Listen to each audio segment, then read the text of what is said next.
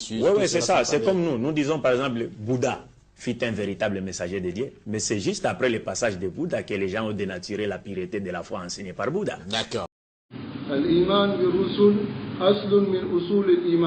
La croyance aux prophètes, aux messagers, un fondement parmi les fondements de la foi. Alors, man kazzaba bi wahid minhum, celui qui traite l'un d'entre les prophètes de menteur, alors il a traité tous les prophètes de menteurs. Pourquoi dans cette parenthèse, nous allons répondre à une personne qui affirme que Bouddha est un prophète, Abdul Majid. Il a dit cette parole il y a longtemps de cela. Il a dit Bouddha est un prophète de Dieu. Ici, voilà Bouddha min dalil. Il faut impérativement la preuve pour affirmer que telle personne est messager et telle personne est prophète. Ce que Abdul Majid nous apporte cela. Mais qui ne se base pas sur ce que Bouddha a donné comme enseignement. Qui ne se base non plus pas sur ce qu'il a vu dans les livres que lui il a lus. Mais qui se base sur les principes du Coran et puis de la Sunna, qui affirme effectivement que Bouddha est un prophète. Là, comme ça, si nous maintenant on ne croit pas que Bouddha est un prophète, nous, on va sortir de l'islam à cause de ça. Mais celui dit c'est un prophète et que nous on dit que c'est pas un prophète et que lui il n'a pas des arguments, nous on n'a pas d'arguments et nous on ne croit pas cela, est-ce que nous on ne sort pas de l'islam?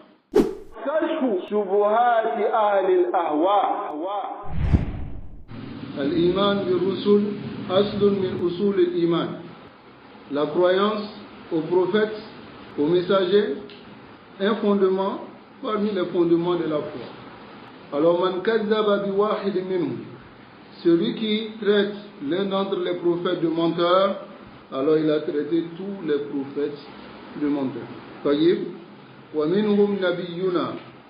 Parmi eux, ces prophètes, il y a notre prophète Mohammed sallallahu alayhi wa sallam. Alladhi ba'athahu ila an-nasi kaffatan. Celui qu'Allah a envoyé à tous les hommes. Fayajibu al-iman bi haula. Donc il est obligatoire de croire à cela. Tayyib. Alors ici, il y a les prophètes que Allah subhanahu wa ta'ala a cité leur nom dans le Coran. Il y a d'autres aussi qui n'ont pas cité leur nom. Comme Allah dit, wa minhum man qasasnahum alayh. C'est dont nous avons cité leur nom. Wa minhum man lam naqsushum alayk. Il y a aussi parmi eux ceux que nous n'avons pas cité leur nom. La règle inda al-muslimin, chez les musulmans, an-nu'mina, qu'on croit à tout ce que Allah subhanahu wa ta'ala a cité leur nom. Et maintenant, ceux que Allah subhanahu wa ta'ala n'a pas cité leur nom par sagesse, nous croyons jumlatan qu'il y a des prophètes qui ont été envoyés par Allah, mais que nous on ne connaît pas. Voici la qaïda.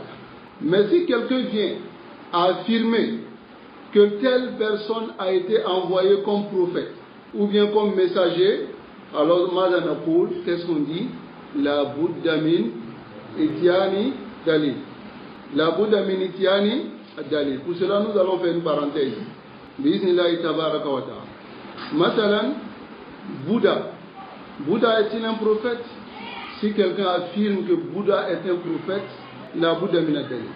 Il faut une preuve du Coran et de la Sunna qui montre qu'il est un prophète. Il dit qu'il a été envoyé en tant qu'un prophète.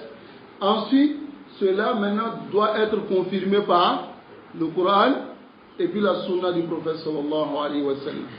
Voilà pourquoi dans cette parenthèse, nous allons répondre à une personne qui affirme que Bouddha est un prophète, Abdul Majid. Il affirme que Bouddha est un prophète. Il a dit cette parole il y a longtemps de cela. Il a dit Bouddha est un prophète de Dieu. Tayyib. Si il est réellement un prophète de Dieu et que nous on nie, on sera mécréant si on nie que Bouddha est un prophète alors que réellement il est un prophète. Lakin mal qaïda illa al-muslimin li isbat an-nubuwwati ahad. Quelle est la qaïda chez les musulmans pour affirmer la prophétie de quelqu'un? La qaïda, c'est que Allah subhanahu wa ta'ala, il a cité certains prophètes et il y a d'autres qu'il n'a pas cités. Ceux qu'il a cités, nusbitu zalika bi asma'ihim. On affirme ces prophètes avec leur nom. Parce que Allah les a cités et parce que le messager d'Allah sallallahu alayhi wa sallam aussi, il les a cités dans les hadiths. Maintenant, ceux dont il n'a pas cité est-ce qu'il nous est permis d'indexer une personne pour dire que la personne est un prophète? Il ne nous est pas permis cela. Et c'est ce qu'Abdul Majid, il ne sait pas. Il prétend connaître l'islam, mais ici, déjà, il montre son ignorance. Parce que pour que Abdul Majid argumente, il va argumenter pour montrer que dans les enseignements de Bouddha, il y a l'appel à l'unicité. Dans les enseignements de Bouddha, il y a l'appel au bon comportement. Et il dit que celui qui lit les livres de Bouddha, il comprendra que les gens ont modifié ce que Bouddha a amené. Et il a même mentionné que Bouddha a prédit la venue d'un Bouddha. Parce que le nom Bouddha même, c'est un nom de louange. Mais ce n'est pas son vrai nom. Est-ce que vous comprenez? Donc il dit, il y a un autre Bouddha qui va venir, et Bouddha a prédit cela. Il y a un autre Bouddha qui va venir et qui va gouverner tout le monde entier. C'est-à-dire, son message va prendre tout le monde entier. Et il argumente par cela maintenant pour dire que, est-ce que si ce n'est pas un prophète, est-ce qu'il pouvait savoir qu'il y a un prophète qui va venir et qui sera le sauveur de tout le monde? Allah Musta'an. Allah nous préserve. D'abord, ici, il essaie d'argumenter. Hatta, il montre que les savants, ils peuvent faire erreur comme ils peuvent voir juste. Parce que certaines personnes lui ont rapporté que le chef Fawzan dit que Bouddha n'est pas un prophète. Donc, il veut montrer la fausseté de cette parole. Et en même temps, il veut affirmer que Bouddha est un prophète, mais il affirme avec quoi? Avec ce que les musulmans donnent comme qaïda? Avec la règle des musulmans? Non. Il n'utilise pas la règle des musulmans. Mais il dit Bouddha a appelé dans certains de ses enseignements au tawhid.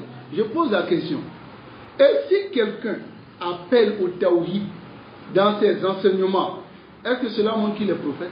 Il y a combien de personnes qui ont appelé au tawhid? Hein? Combien de personnes? Beaucoup. Taïb. Mais est-ce que cela montre que c'est des prophètes? Cela ne montre pas que c'est des prophètes. Ensuite, une personne peut avoir des enseignements. Il vient avec des enseignements positifs. Est-ce que cela montre que c'est un prophète? Sinon, nous savons qu'il y a beaucoup de prophètes qui n'ont pas été cités.